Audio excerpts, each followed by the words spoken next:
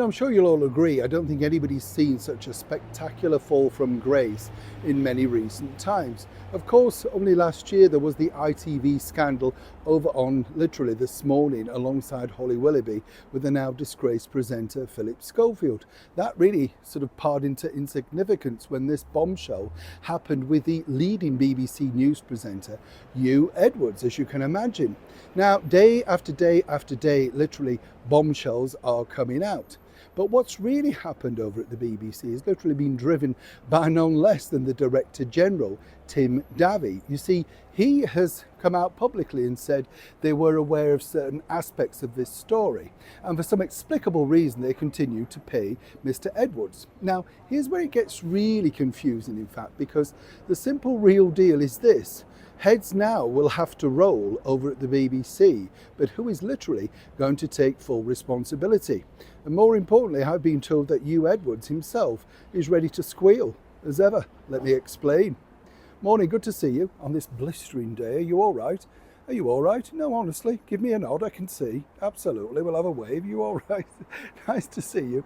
I do like hearing from what you're doing, as I say, yourselves and what you get up to in the day and stuff like that. Whether you can get out and about or not, I understand what it's like, but it's nice to see views, isn't it? Cheers you up on a lovely day like today, because very soon we'll be heading, I know, shut up Neil, let's not go there, eh? Think positive, absolutely. And as I said, if you're going away on holiday or having a day trip or just going out for the afternoon with a chum, let us know. What do you get up to? I'm gasping for an ice cream. Could you murder one? Absolutely. Things that come into your head as you're talking to friends, it's frightening, isn't it? Yes, I know. Things like prawns in a little pot with salt and pepper and vinegar. Could you eat those now I've mentioned them? I bet you could. Back as ever to your news story of the day. Hugh Edwards has been in the news literally after presenting the news for over 25 years. Terrible situation he's found himself in, all brought on by himself. But here's where it gets really interesting for me. It's the dark side of the BBC. Because Tim Davie recently pointed out that yes, they had continued to pay him. Yes, they knew far more things than they'd personally let on. Now, here's where I find the BBC inexplicable to be accountable to the general public. This is the general public, of course, who pay their wages. It's government funded tax, the BBC licence fee.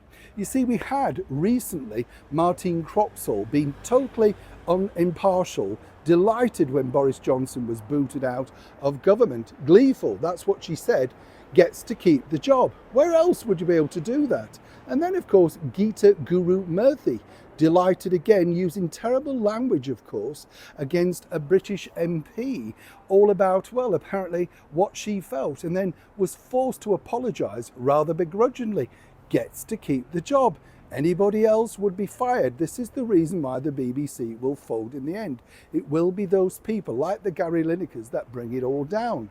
But back to Hugh Edwards. Well, you see now, Mr. Davie has a problem. He has to decide exactly who and what and how these people were accountable, what did they know and what did they hold back from the governing bodies and, more importantly, the British public.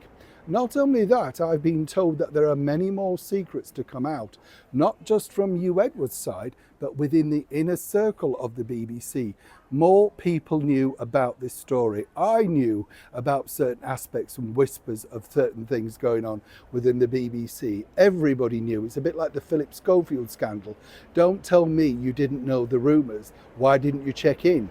Here again is where it gets confusing, because according to that source, Hugh Edwards feels he's been portrayed and represented badly by the BBC, in particular the way that they broke the news. Yes, apparently was unhappy with the Victoria Derbyshire report over on Newsnight.